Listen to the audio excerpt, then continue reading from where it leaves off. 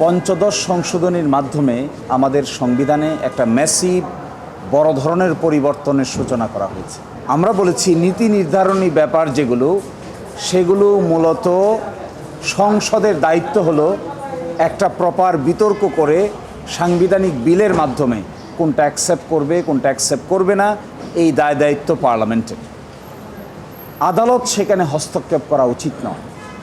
আদালত যদি সেই অংশে হস্তক্ষেপ করেন তাহলে সংসদের যে দায়িত্ব আছে আইন প্রণয়নের ক্ষমতা, এটি খর্ব করা হয়। আদালত কখনো সুপার লেজিসলেটরের ভূমিকা পালন করা উচিত নয়। আদালত যদি কোনো নীতিকথা কিংবা কোনো রাজনৈতিক বিষয় সেটেল করতে যায় তাহলে আদালতকে একটা বড় বিতর্কের সম্মুখীন হতে হয়। তত্ত্বাবধায়ক সরকার যদি না থাকে তাহলে ডেমোক্রেসি থাকে না। ডেমোক্রেসি না থাকলে সংবিধান, রাষ্ট্র, প্রতিযোগিতা সব কিছু ব্যাহত হয়।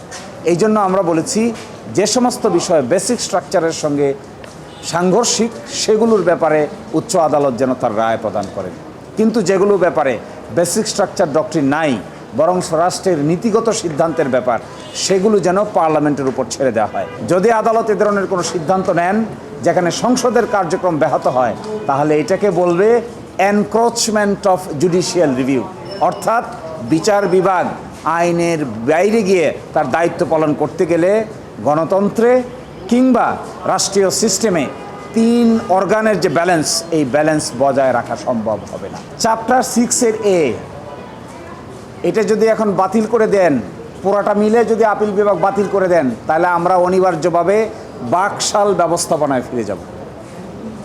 তাহলে চ্যাপ্টার 6-এর এ in its entirety appeal division যদি বাদ করে দেয়, নিশ্চয়ই আমরা আমাদের বিচার বিভাগ, আমাদের দেশের জনগণ বাকশাল একদলীয় সিস্টেমে ফিরে যেতে রাজি নয়। তাহলে বাংলাদেশের ডেমোক্রেসি বলতে তার কিছু থাকবে না। এখন যদি আদালত বাদ করে দেয়া বলেন ইয়েস আমরা বাকশাল সিস্টেমে চলে গিয়েছি, আমরা বলছি no, it is not the function of the court, it is the function of the parliament. Democracy যদি ঠিক না থাকে, 6-এর এ বাদ দেওয়া হয়, তাহলে আমরা যাব কোথায়? কিভাবে দেশ চলবে? ডেমোক্রেসি কিভাবে বিলিং থাকবে? এখন আমরা আর্গুমেন্ট যদি করি যে A to Z যা কিছু আছে সব বাদ করে দেন, তাতে এটাও বাদ হয়ে যাবে এবং বাতিলটা বাদ হয়ে যাবে। অর্থাৎ আরেকটা ইন্টারেস্টিং জিনিস দেখেন, আমরা বলছি যে এখন সেকুলারিজম থাকবে কি থাকবে না। আচ্ছা, সেকুলারিজম একটা রাষ্ট্রে থাকবে কি থাকবে না, এইটা সিদ্ধান্ত কি আদালত নেবে নাকি এই সিদ্ধান্ত পার্লামেন্ট নেবে? এখন যদি আমরা বলি ইন ইটস এন্টায়ারিটি বাদ করে দেন, তাহলে তো সেকুলারিজম বাদ হয়ে যাবে, সোশ্যালিজম বাদ হয়ে যাবে। তাহলে সেকুলারিজম, সোশ্যালিজম বাদ আদালত যদি করে, এটি আদালতের ফাংশন না, কারণ এটি নীতি কথা, এটি হলো রাষ্ট্রের গাইডিং প্রিন্সিপাল।